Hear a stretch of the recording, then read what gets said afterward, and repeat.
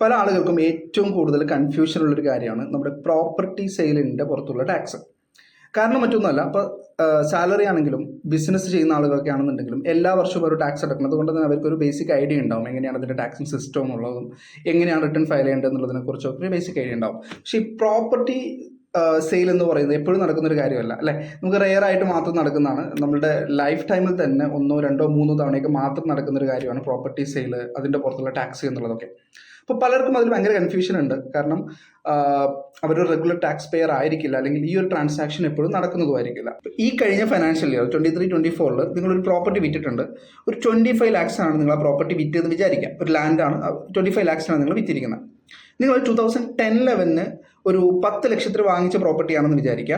നിങ്ങളൊരു 2015-16 അതിലൊരു 2,50,000 ഇമ്പ്രൂവ്മെൻറ്റ് നടത്തിയിട്ടുണ്ട്. കുറച്ച് എക്സ്പെൻസുകൾ നിങ്ങൾ അവിടെ വരുത്തിയിട്ടുണ്ട്. അപ്പോൾ ഇതിൻ്റെ കമ്പ്യൂട്ടേഷൻ എങ്ങനെയാണെന്നുള്ളത് നമുക്കൊന്ന് നോക്കാം. ഈ ഒരു കേസിൽ ചില ആളുകൾ വിചാരിക്കുന്നത് കിട്ടിയ 25 lakhs ഞാൻ ടാക്സ് കൊടുക്കണം എന്നാണ്. ചില ആളുകൾ വിചാരിക്കുന്നത് 25 - 10 15 lakhs ഞാൻ ടാക്സ് കൊടുക്കണം എന്നുള്ളതാണ്. ചില ആളുകൾ വിചാരിക്കുന്നത് 25 - 10 - 2,50,000 12,50,000 ഞാൻ ടാക്സ് കൊടുക്കണം എന്നുള്ളതാണ്. 2010-11 നമ്മൾ ചെലവഴിച്ച 10 ലക്ഷം ഉണ്ടല്ലോ, അതിനെ നമുക്ക് 2023-24 ഇൻഫ്ലാറ്റഡ് റേറ്റുമായിട്ട് അഡ്ജസ്റ്റ് ചെയ്യാൻ പറ്റും. അതുപോലെ 2015-16 നമ്മൾ 2,50,000 ഇമ്പ്രൂവ്മെന്റ് ചെലവഴിച്ചിട്ടുണ്ട്. അതും നമുക്ക് എന്ത് ചെയ്യാൻ പറ്റും? ഇൻഫ്ലാറ്റഡ് റേറ്റുമായിട്ട് അഡ്ജസ്റ്റ് ചെയ്യാൻ പറ്റും. ഇത് അഡ്ജസ്റ്റ് ചെയ്ത് വരുമ്പോൾ ഉള്ള കമ്പ്യൂട്ടേഷനാണിത്. ഈ കമ്പ്യൂട്ടേഷനിൽ നിങ്ങൾക്ക് കൃത്യമായിട്ട് കാണാൻ പറ്റും.